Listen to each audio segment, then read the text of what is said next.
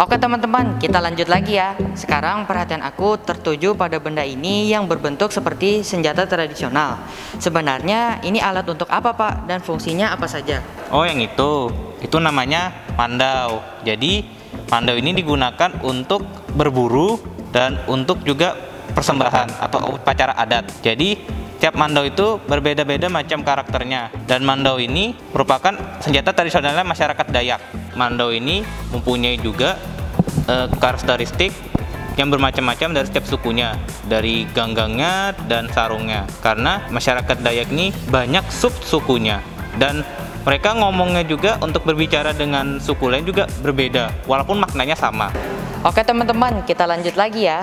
Ini alat-alat musik yang berasal dari Kalimantan ya Pak? Benar sekali. Oh iya Pak, sebelum mengikuti perkembangan zaman yang semakin modern, apakah dulunya alat-alat musik ini dimainkan hanya untuk kegiatan khusus atau umum Pak? Zaman dulu, alat musik ini digunakan untuk upacara adat. Seiring perkembangannya zaman, ini dikolaborasikan sebagai acara musik untuk hiburan. Jadi jenis-jenis alat musik ini yang kita bisa lihat, ada sapek, dan sapek. Bedanya senarnya saja, ada yang 3 senar, 2 senar, dan 4 senar. Baik yang ini namanya jatung inang, yang ini ada gambus, ada rebana, ada ketipung, dan gong. Oke Pak, kita lanjut lagi. Oh iya Pak, ada satu pertanyaan nih dari siswa kita. Namanya Azahra Hawa Putri dari kelas 7 Alkindi. Pertanyaannya, apa saja kategori atau kriteria barang cagar budaya yang dapat menjadi koleksi dari Museum Samarinda ini? Kategori untuk bisa menjadi koleksi museum, itu yang pertama adalah usianya harus di atas 50 tahun. Dan yang kedua, sumbangsi buat apakah ada pengaruhnya untuk Samarinda, misalnya kayak contohnya seperti tombak. Tombak itu digunakan pada saat perang melawan Belanda atau Jepang. Jadi nggak semuanya bisa kita tampilkan di Museum Samarinda, karena kita juga melihat dari budayanya juga. Di museum ini tidak semuanya budaya kita masukkan. Kita hanya mengambil dari 3 budaya yang terdekat di Kalimantan saja. Budayanya suku Banjar, suku Dayak, dan suku Kutai. Untuk di koleksinya ini, untuk suku Dayak itu mandau, nanti itu ada telawang sama seraung. Kalau untuk budayanya suku Kutai itu prasasti Yupa, sedangkan untuk budayanya Banjar itu bapukung atau naik ayun. Oh iya Pak, kita kesini nih, saya ngelihat ada yang menarik. Ini batu atau tiang Pak? Oh yang ini merupakan peninggalan dari kerajaan Kutai Kartanagara. Namanya adalah Prasasti Yupa. Kerajaan Kutai Kartanagara ini adalah kerajaan Indo yang pertama atau yang tertua yang ada di Indonesia, berdiri pada abad keempat sebelum Masehi. Prasasti Yupa ini didapat dari Muara Kaman. Jadi isinya Prasasti Yupa ini lebih ke persembahan para raja, yaitu Raja Mulawarman. Oh, jadi ini yang namanya prasasti ya Pak? Tapi ini asli dari zaman kerajaan Kutai kan Pak? Benar.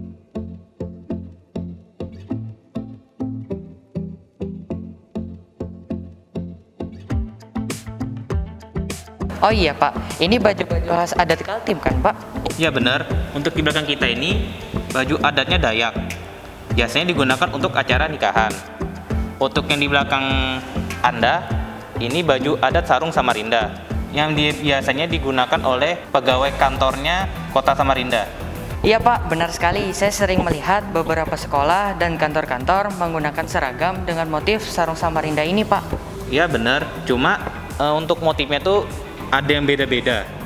Ada yang bentuk kotak-kotak, ada juga yang kotaknya kecil, juga warnanya juga ada yang beda. Ada warna merah, warna hijau, warna biru. Tapi untuk biasanya digunakan tuh yang warna merah karena lebih cerah gitu. Pak, kalau yang ini seperti ayunan untuk bayi ya Pak? Benar sekali. Ini namanya adalah bapukung. Bapukung ini merupakan kegiatannya dari masyarakat Banjar. Jadi ini cara untuk menidurkan bayi di atas ayunan. Kalau namanya itu naik ayun. Cuma bedanya, kalau bayi itu biasanya tidur ya, tengkurap gini ya. Benar. Sedangkan ini dia duduk. Kenapa duduk? Supaya ini tulang ekornya enak, bagus gitu. Jadi ini sudah digunakan oleh masyarakat Banjar secara turun-temurun. Wah, unik sekali ya Pak, keberagaman adat dan kebiasaan suku-suku yang ada di Kalimantan. Teman-teman, selanjutnya kita akan melihat beberapa maket miniatur tentang kota Samarinda. Yuk, kita dengarkan penjelasan dari Pak Andri. Oke, kita lihat ya. Ini ada dua maket. Ini merupakan maketnya SMP dan SMA 1 Samarinda. Kalau yang di ujung sana itu maket SMP dan SMA 1 setelah kemerdekaan. Sedangkan yang kedua ini maket SMP dan SMA 1 sebelum dipindahkan ke Jalan Hanang Hasyim. Untuk perbedaannya itu cuma di sarana dan prasarannya saja ya. Nah, untuk yang di sana yang setelah kemerdekaan itu baru satu lantai aja. Nah, untuk lapangan ini ada lapangan pemuda. Lokasinya itu sekarang dia di ini tempat-tempat alat olahraga itu di dekatnya Capil atau kantor catatan sipil. Untuk jalannya ini simpang 4. Tapi sekarang kan diubah menjadi Taman Samarinda. Oh iya Pak, ngomong-ngomong soal bangunan, ada dua pertanyaan nih dari siswa-siswi kami, yaitu dari Audi Haulia Hana, kelas 8 Ibnu Hayyan. Pertanyaannya, terinspirasi dari mana interior bangunan museum ini? Menurut saya, bangunan tersebut sangat unik dan sangat cantik. Kemudian, pertanyaan selanjutnya masih berkaitan. Apa filosofi dari bentuk bangunan museum ini? Pertanyaannya dari siswa kelas 7 Alkindi, namanya Fadgam Hibban Vigo. Baik, untuk bangunan museum ini terinspirasi dari rumah lamin adat Dayak. Untuk atapnya sendiri itu dia mengambil dari telawang atau senjatanya masyarakat Dayak yang berbentuk seperti tameng.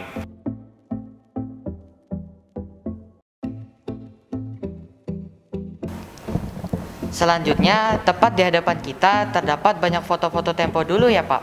Foto-foto tentang apa saja ini Pak? Ini pemandangan kota Samarinda dilihat dari perkembangan zaman. Sebelum adanya jembatan, di masyarakat untuk bepergian menggunakan transportasi kapal, namanya kapal pelotok, dan memakan waktu kurang lebihnya 20 menit untuk nyebrang. Semenjak adanya jembatan atau dibangunnya jembatan, untuk waktunya lebih cepat, bisa 10 menit atau 15 menit, lebih efisien. Dan kita juga bilang sebelah sini juga, jadi ini proses dari pembangunan ya.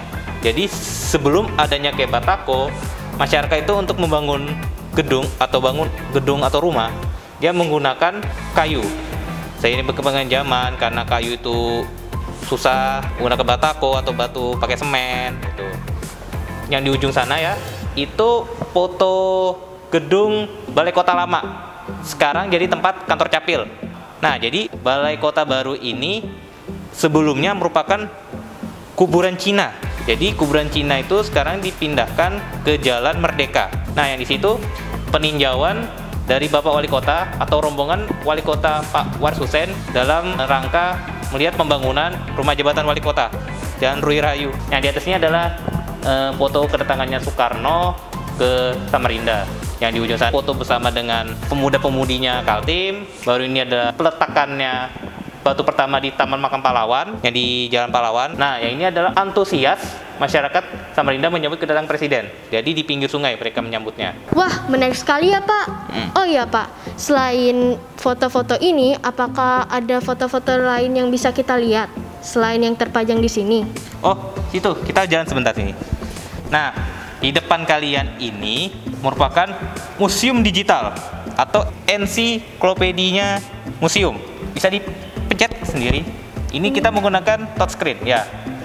Telusuri bisa. Nah, jadi ini ada 6 item: sejarah dunia, sejarah Indonesia, sejarah Kalimantan Timur, sejarah Samarinda, materi pembelajaran, dan ensiklopedi. Untuk materi pembelajaran ensiklopedia ini kita belum isi karena data masih maintenance ya, datanya masih kita perbaruin. Nah, untuk yang tersedia yang 4 ini: sejarah Samarinda, sejarah Kalimantan Timur, sejarah Indonesia, dan sejarah dunia. Bisa dipilih. Nah, jadi ada 2 ini, ada sejarah Kaltim sebelum kemerdekaan dan setelah kemerdekaan. Museum digital ini isinya berupa foto dan artikel dalam bentuk PDF untuk bacaannya ya.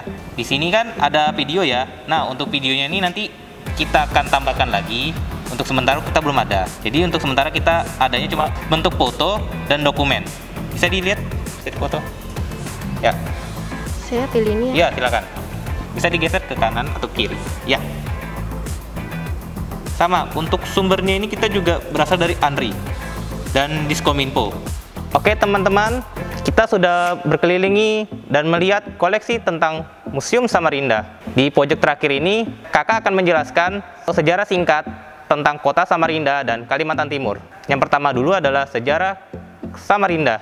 Jadi, sejarah Samarinda awalnya merupakan dari migrasinya masyarakat dari kerajaan Goa yang kabur dari kerajaan serdadu Belanda. Jadi mereka hijrah sampai ke daerah dulu sebelumnya dikenal Kutai Kartanegara. Masyarakat Goa dipimpin oleh Lamoang Daya Mangkona mendatangi Sultan Kutai Kartanegara Ing Martadipura. Mereka minta untuk bisa bermukim di tanah Kutai Kartanegara ini sebelum jadinya kota Samarinda.